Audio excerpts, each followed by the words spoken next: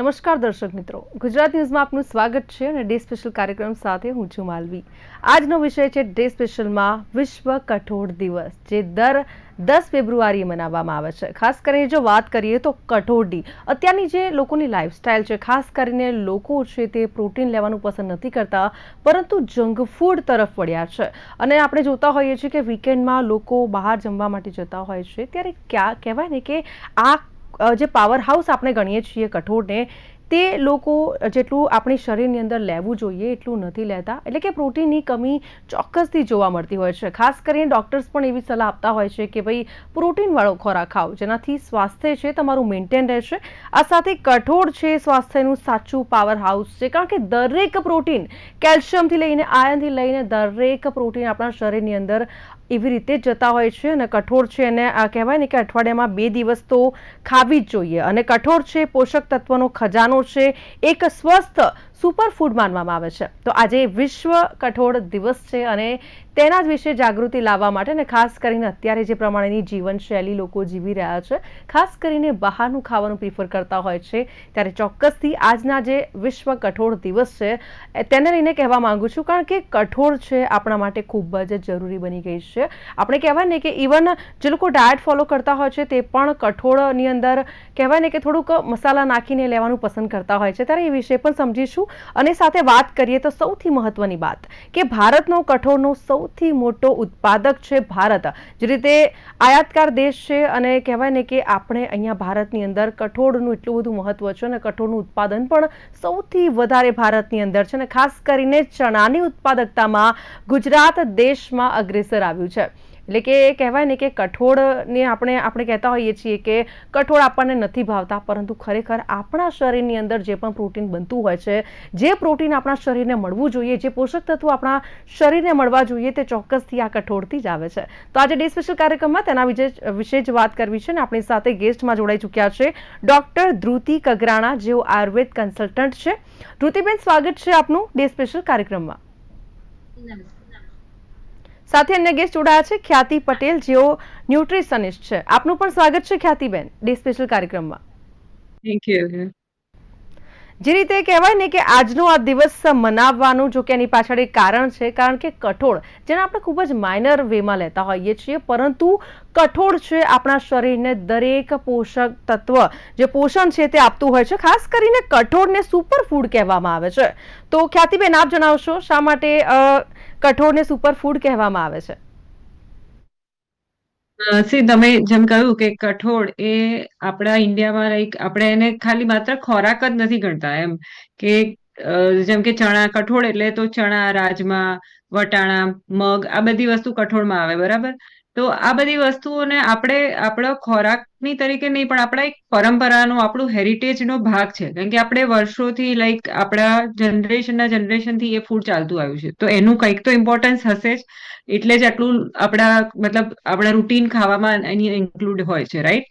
સો main એનું importance છે ને એની અંદર જે બધા ન્યુટ્રિયન્ટ્સ છે એના લીધે છે કે એક એને કમ્પ્લીટ ફૂડ જેવું કહી શકાય, કે એની અંદર તમને કાર્બોહાઈડ્રેટ પણ મળે, પ્રોટીન પણ મળે અને બીજા બધા ન્યુટ્રિયન્ટ્સ જેમ કે આયરન છે, એની અંદર ફોલિક એસિડ હોય છે, મેગ્નેશિયમ, પોટાશિયમ, આ બધા જ ન્યુટ્રિશન આપણને એની અંદર મળી જતા હોય છે।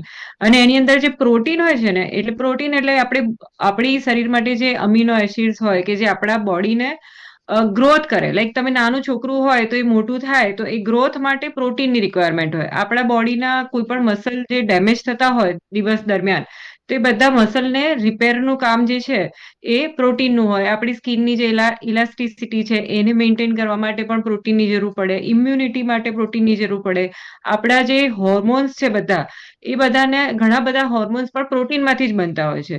સો પ્રોટીન એક ઇમ્પોર્ટન્ટ કહેવાય ને કે આપણા બોડીનું ઇમ્પોર્ટન્ટ મટીરિયલ છે, બિલ્ડિંગ બ્લોક કહી શકાય એને। સો એને માટે થઈને કઠોળને આપણા ડાયટમાં જરૂર ઇન્ક્લુડ કરવું જોઈએ।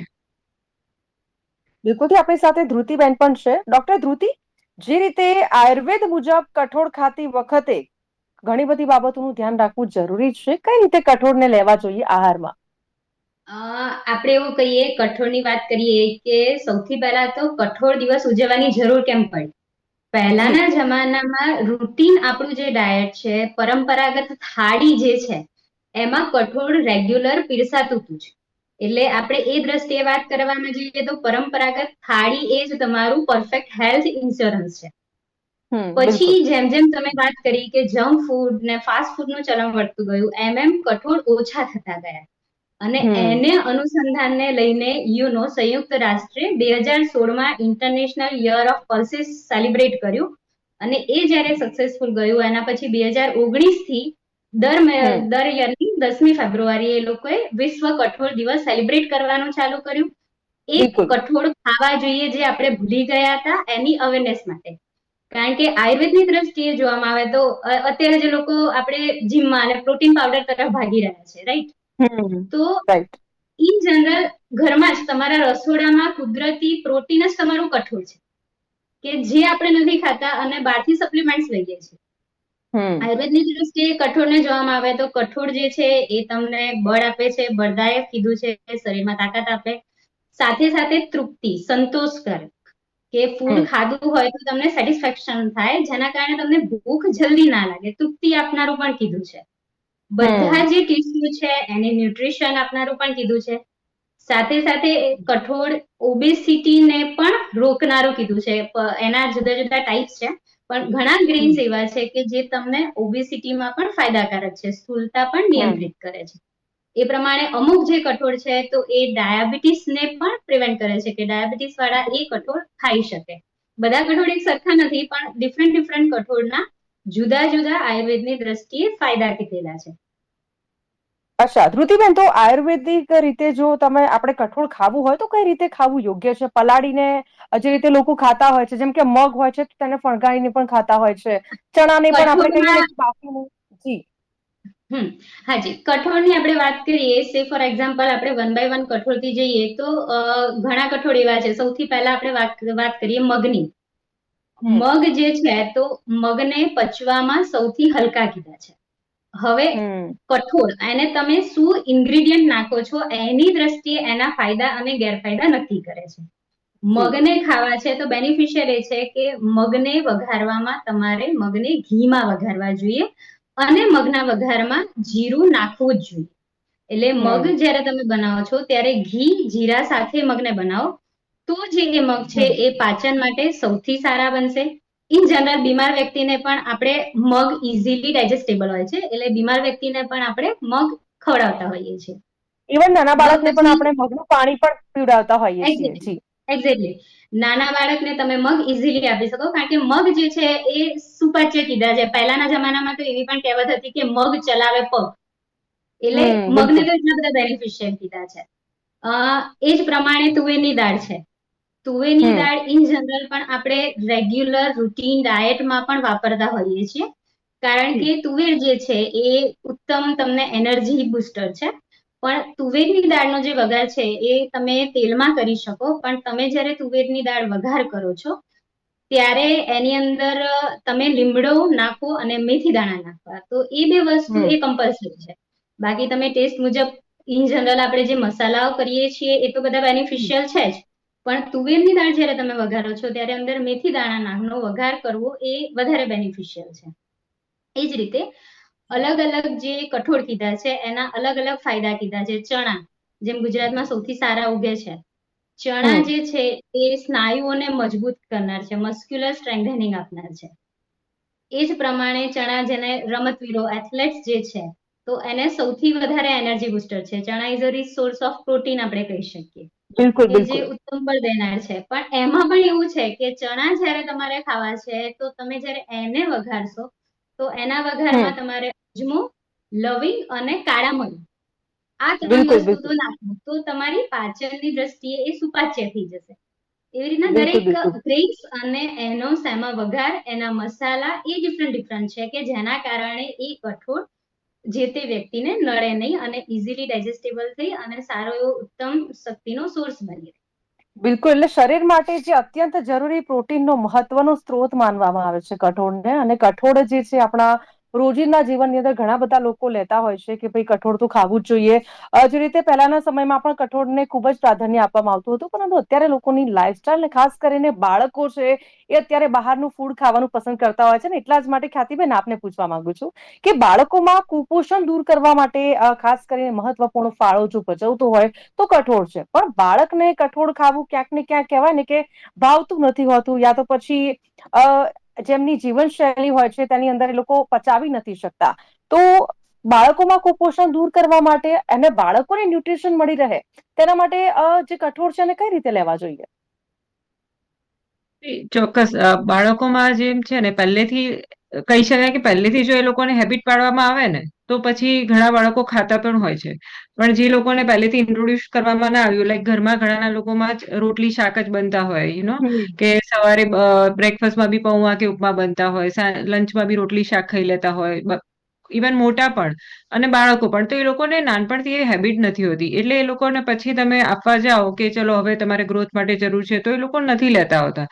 પછી એ લોકોને થોડુંક તમારે મોડિફાઈડ કરીને સ્માર્ટલી ઇન્ક્લુડ કરવું પડે ડાયટમાં, કે તમે ચણા છે તો ચલો ચણાનું શાક નથી ખાતા, તો એને તમે રેપના કોઈક એવી રીતે કરીને આપી શકો કે તમે કોઈ હમ. રોટલીના જે રેપ બનતા હોય છે, તો રેપની અંદર તમે ચણા અને બીજા બધા સિઝનિંગ, જેમ મેક્સિકન રેપ અત્યારે બધા બહાર ખાવા જતા હોય છે, મેક્સિકન રેપ છે કે મેક્સિકન બોલ છે, હમ. એવું બધું બધા ખાવા જતા હોય છે. તો એની અંદર શું હોય છે? રાજમા હોય છે, રાઈસ હોય છે અને બધા વેજીસ હોય છે, રાઈટ? તો એવું તમે ઘરે પણ કરીને આપી શકો. બેઝિકલી ખાલી હમ. મસાલા થોડા ડિફરન્ટ થઈ જશે, પણ વસ્તુ જી. આપણે કિડ્સને ખવડાવી છે તો એવી રીતે ખવડાવી શકીએ છીએ. એવી જ રીતે મગ ખવડાવવા છે તો તમે મૂંગ સ્પ્રાઉટ્સ છે એને કટલેટ બનાવીને એની અંદર થોડુંક કિડ્સને ભાવે એના માટે તમે થોડુંક કંઈક એડ કરી, વેજીસ એડ કરી શકો, સિઝનિંગ એડ કરી શકો, થોડું પનીર કે ચીઝ પણ થોડાક અમાઉન્ટમાં પણ એડ કરીને હમ. પણ એ લોકોને મેજરલી આપણે મગ ખવડાવવા છે તો એવી રીતે કંઈક કરીને ખવડાવી શકાય.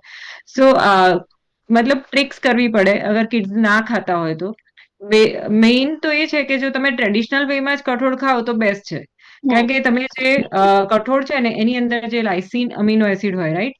અને આપણે જી. ધારો કે રાઈસ કે રોટલી હોય તો એની અંદર જે અમીનો એસિડ છે મિથિયોનાઇન, તો એ બંનેનું જ્યારે કોમ્બિનેશન થાય ને ત્યારે કમ્પ્લીટ પ્રોટીન બને, અને જે આપણા બોડીમાં બાયો અવેલેબલ હોય. હવે જો તમે ખાલી એમને મગ ખવડાવી દીધા કે ખાલી ચણા ખવડાવી દીધા કોઈ પણ રીતે, અને પણ જો રોટલી અને રાઈસ પણ એ લોકો નથી ખાતા, તો પણ એ પછી એમને ઇનડાયજેશન થશે, અપચો થશે. ઘણા લોકોને બિલકુલ. આ જ ઇસ્યુ થતો હોય છે. અત્યારે મોડર્ન કલ્ચરમાં લોકો ખાલી ચણાનું સલાડ ખાઈ લેતા હોય છે, પણ હમ. સાથે પ્રોપર બીજા અમીનો એસિડનું જે કહેવાય ને કોમ્બિનેશન ના થાય ને, તો એ ઇનડાયજેશન, બિલકુલ. ગેસ, અપચો જેવા પ્રોબ્લેમ થતા હોય છે. એટલે એને પ્રોપર રીતે ઇન્કોર્પોરેટ કરવું પણ ઇમ્પોર્ટન્ટ છે. બિલકુલ. એટલે આવનારી પેઢીને કુપોષણથી બચાવી શકાય છે જો રેગ્યુલર બેઝિસ પણ સમજણ સાથે જો બાળકો દરેક વસ્તુનો પ્રોટીન તરીકે ઉપયોગ કરતા હોય અને બહારનું જંક ફૂડ જો છોડી દેતા હોય, તો ચોક્કસથી કહેવાય ને કે કઠોળ આહારની અંદર એ લોકો ઇન્વોલ્વ કરે, સામેલ કરે, તો ચોક્કસથી કુપોષણથી બચી શકાય છે.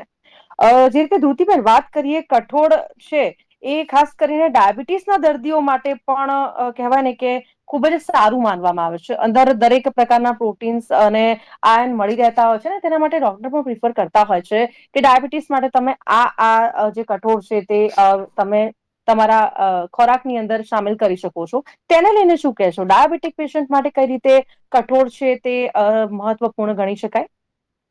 ડાયાબિટીક વાળા પેશન્ટ જે છે એમણે પચવામાં જે જી. ભારે કઠોળ છે, આપણે કહીએ રાજમા છે કે એ જે છે એ હમ. લેટ નાઈટ ના ખાવા જોઈએ. કઠોળ ડાયાબિટીક પેશન્ટને એટલા માટે એડવાઇસ કરતા હોય છે કારણ કે મેં જેમ પહેલા વાત કરી એમ કઠોળ તૃપ્તિદાયક છે, કે ઓછું ખાવ તો પણ હમ. તમને સંતોષ આપશે. કારણ કે ડાયાબિટીસ જી. વાળાને મેઇન એ જરૂરી છે કે એમની સંતુષ્ટિ મળવી જોઈએ. ચણા છે એ લોકો ઇઝીલી લઈ શકે છે. એ જ પ્રમાણે મઠ પણ ઇઝીલી લઈ શકે છે, પણ કઠોળ જે છે એને 6 થી 8 કલાક પાણીમાં પલાળી અને પછી હમ. કુક કરવા જોઈએ, જેથી એ ડાયાબિટીક પેશન્ટને ઇઝીલી ડાયજેસ્ટ થઈ જાય, નંબર 1. હમ. સેકન્ડ, જ્યારે પણ ડાયાબિટીક પેશન્ટ છે ત્યારે એને ઇઝીલી ડાયજેસ્ટ થઈ જાય એટલા માટે એની અંદર વઘારમાં તેલ હમ. ભારોભાર નાખવું જોઈએ, હિંગ પણ પ્રોપર નાખવી જોઈએ, અને જો એ લોકો આદુ અને લસણ ખાતા હોય તો આદુ અને હમ. લસણ પણ એડ ઓન કરે તો એના માટે વધારે બેનિફિશિયલ બની શકે છે. અચ્છા. અને ધ્રુતિબેન, ખાસ કરીને હવે જો કઠોળ તો આમ તો જોવા જઈએ ને તો નાના બાળકો બહુ જ આમ કહેવાય ને કે અવોઇડ કરતા હોય છે, ના નથી ખાવું નથી ખાવું. અને કહેવાય ને કે માતા પિતા સમજાવીને થાકી જતા હોય છે કે ભાઈ તું ખા, આની અંદર ઘણું બધું પ્રોટીન છે. પરંતુ કહેવાય ને કે બાળકો અને જિદ્દીપણું પણ હોય છે બાળકની અંદર, એ લોકો પીઝા બર્ગર એ બધું ખાવાનું વધારે પ્રિફર કરતા હોય છે. ત્યારે હવે સ્વાસ્થ્ય જાળવવા માટે આહારમાં જો પેરેન્ટ્સને મતલબ માતાઓને કઠોળને સામેલ કરવા હોય તો બાળકોને કઈ રીતે આપી શકાય છે ટેસ્ટી બનાવીને? હું જનરલી પ્રિફર કરતી હોઉં છું. ઘણા જેમ પહેલાના જમાનામાં, અત્યારે આપણે ભૂલી ગયા છે દાળ ઢોકળીનું ચલણ. રવિવારે દાળ ઢોકળી બનતી. તો તમે બાળકોને જયારે ફર્સ્ટ ટાઈમ જ ઇન્ટ્રોડ્યુસ કરો છો તો એને ઇન્ડિયન પાસ્તા તરીકે જ ઇન્ટ્રોડ્યુસ કરો ને. Dal dhokli is same kind of a pasta જ છે. તો તમે દાળ ઢોકળીમાં તુવેરનો રિસોર્સ આવી ગયો. એ જ રીતે મગની વાત કરીએ તો મગને પલાળીને સરસ મગની દાળના ચીલા બનાવી શકાય. બાળક મગની દાળ નહીં લે, પણ તમે એને જો મગની દાળના ટેસ્ટી ચીલા આપશો તો એ ઇઝીલી લઈ શકશે. ચણા જ સપોઝ કે ચણાની દાળ અથવા તો ચણા બાળકને આપણે ઇન્ટ્રોડ્યુસ કરવા છે, તો જેવી રીતના તલની ચીક્કી બનાવીએ છીએ કે સિંગની ચીક્કી બનાવીએ છીએ, સેમ રીતે તમે ચણાની દાળના લાડુ પણ બનાવી શકો. તો તમે બાળકને એ ફોર્મમાં પણ આપી શકો. ચણા હોય એની અંદર ઘી હોય ને ગોળ હોય, બસ સિમ્પલ રેસીપી છે. તો તમે એને એ લાડુ પણ આપી શકો. તો એ રીતે તમે બાળકમાં ચણા પણ ઇન્ટ્રોડ્યુસ કરે. એટલે અલગ અલગ આ રીતે ફોર્મ બદલીને તમારે છોકરાઓને આપવા પડે. સ્ટફ પરાઠા તમે કરી શકો કે મલ્ટીગ્રેન્સ, તમે જે મલ્ટી કઠોળ જે પલાળ્યા છે એને સ્ટફ કરી અને એની અંદર સરસ મરી મસાલા કરી અને પરાઠાની અંદર સ્ટફ કરી અને એવું પરાઠું જો તમે આપો તો બાળક સામેથી માગીને ખુશી. તમે સમોસા બનાવો છો તો સમોસામાં એનું ફિલિંગ કરી દો તો પણ બાળક ઇઝીલી સામેથી માગીને ખાશે. તમે એને કઠોળ સ્વરૂપે આપશો તો એ કદાચ નહીં સ્વીકારે કે નથી ભાવતું. પણ તમે જો એને આ જ રીતે બનાવીને આપશો, આપણું જે ગુજરાતી ફૂડ છે એમાં જ અલગ અલગ વેરિએશન જો કરીને આપી શકો તો બાળક સામેથી માગીને બીજી વાર લેવા આવશે એવું કહી શકે. ચણાની દાળના ઢોકળા પણ બનાવી શકાય ડાયરેક્ટલી. તો એ પણ તમે બાળકને આપી શકો. બિલકુલથી. અને ખ્યાતિબેન, જે રીતે કહેવાય ને કે કઠોળ ખાવાથી શું વજન ઉતારવામાં મદદ મળે છે? કારણ કે ઘણી બધી જગ્યાએ આપણે કહેવાય ને કે જે લોકો વજન વેટ લોસ કરવા માટે જતા હોય છે તો ખાસ કરીને એમને કહેવાય ને કે કઠોળ ખાવાનું વધારે પ્રિફર કરતા હોય છે કે ભાઈ તમે સવારે ઉઠીને આ કઠોળ ખાવું ખૂબ જ મહત્વપૂર્ણ માનવામાં આવતું હોય છે. તો શું ખરેખર એ જે ઉપાય છે કે ભાઈ કઠોળથી પણ વજન ઉતારી શકાય છે, કારગર છે આ કિમ્યો? હા, સાચી વાત છે. કારણ કે કઠોળમાં જેમ આપણે મેડમે પણ વાત કરી કે સટાઈટી, સંતોષ તમને મળી જતો હોય છે. એટલે તમારે જે પોર્શન કંટ્રોલ કરવો હોય ને એ ઇઝીલી થઈ શકે. કારણ કે તમે સમજો કે તમે 2 રોટલી શાક ખાઓ અને તમને કોઈ એક રોટલી વધારે ઓફર કરશે તો તમે ખાઈ શકશો. કે ચલો બીજી 2 રોટલી ખાઈ લો, કે કંઈક સ્વીટ તમને ઓફર કરી તો તમે સ્વીટ પણ ખાઈ લેશો. એ બધામાં શું હોય, કાર્બોહાઈડ્રેટ હોય. એ તમે ઇઝીલી વધારે ક્વોન્ટિટીમાં ખાઈ શકો છો. પણ પ્રોટીન છે ને એ તમે વધારે ક્વોન્ટિટીમાં ના ખાઈ શકો. એટલે તમને ધારો કે કોઈ એક વાટકી બાફેલા ચણા ખાધા, તમને કોઈ વધારે ઓફર કરશે તમે ખાઈ જ નહીં શકો. ચાહે કેટલા પણ ટેસ્ટી તમને લાગશે પણ તમે ખાઈ જ નહીં શકો. કારણ કે પ્રોટીન એટલું હેવી હોય, લાઈક કે તમને સટાઈટી આપે એમ. એની અંદર ફાઈબર વધારે હોય, પ્રોટીન વધારે હોય. એ જ મેઇન રીઝન છે કે જે તમને આટલું તમને ફિલિંગ ઓફ ફુલનેસ રહે. અને પ્લસ એ ખાધા પછી તમને લોંગ ટાઈમ સુધી ભૂખ ના લાગે. તમે ખાલી રોટલી શાક જમ્યા હશો અથવા ખાલી કોઈ કાર્બ બેઝ ફૂડ લીધું હશે તો તમને 2 કલાકમાં પાછી ભૂખ લાગી જશે. પણ જો તમે સાથે કઠોળ લીધું હશે અથવા એકલું જ કઠોળ લીધું હશે, જેમ કે મગના ચીલા, જેમ મેં કીધું કે મગના ચીલા, તો મગના ચીલા અગર તમે નાસ્તામાં સવારે લીધા તો તમને લાંબા ટાઈમ સુધી ભૂખ નહીં લાગે. તમે જો ખાલી રોટલી કે પરાઠું નાસ્તામાં લીધું હશે સવારે તો તમને 2 કલાકમાં ભૂખ લાગી જશે. એટલે મેઇન વેટ લોસ કરવા માટે આ જ છે કે તમે જેટલું પ્રોટીન વધારે લેશો એટલું તમારું પોર્શન કંટ્રોલ લાગે, જેથી કરીને તમે તમારા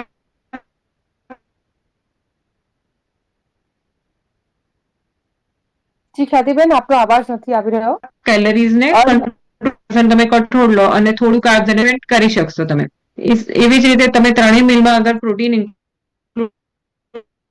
કરો બાળકો માટે અને જે લોકોને વેટ લોસ કરવું છે, મેનેજમેન્ટ થશે. એટલે દરેક જણને જે ફાયદો જોઈએ છે મળી જશે. બાળકોને ગ્રોથ જોઈએ છે તો એમને પ્રોટીન વધારે ખવડાવશો તો એમનો ગ્રોથ થશે.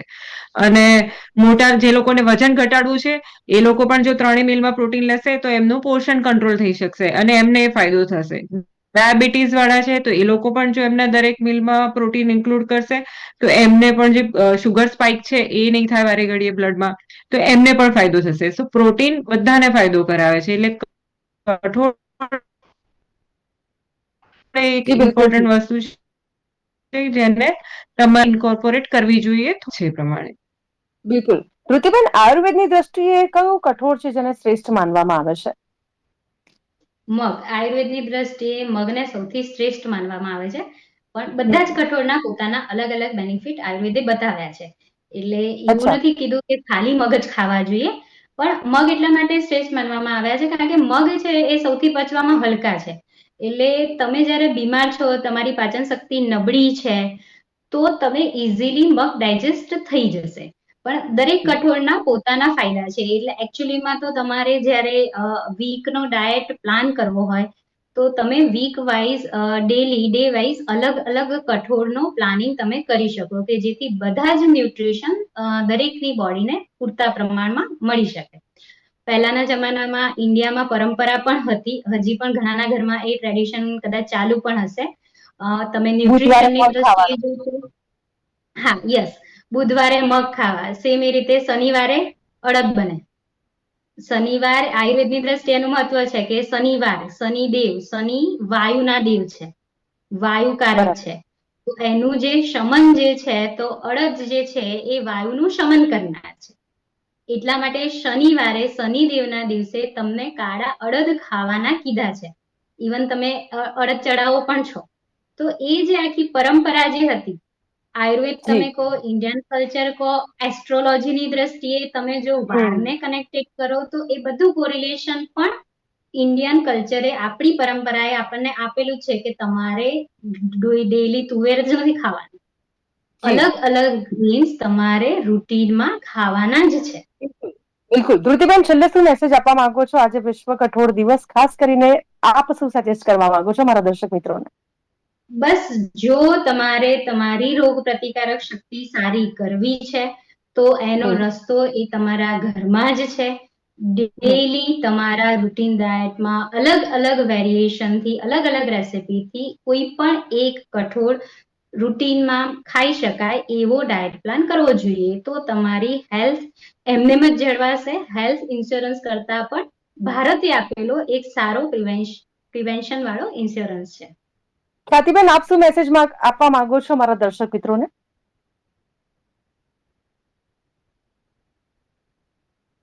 જે ઇમ્યુનિટી તમારે વધારવી છે, તમારા હોર્મોન્સને બેલેન્સમાં રાખવા છે, તમારી ડિસીઝને પ્રિવેન્સ કરવા છે કે ડાયાબિટીસ છે, ઓબેસિટી છે, અને પ્લસ તમારે બાળકોને હેલ્ધી રાખવા છે, તો કઠોળને જરૂરથી તમારા ડાયટમાં ઇન્ક્લુડ કરો.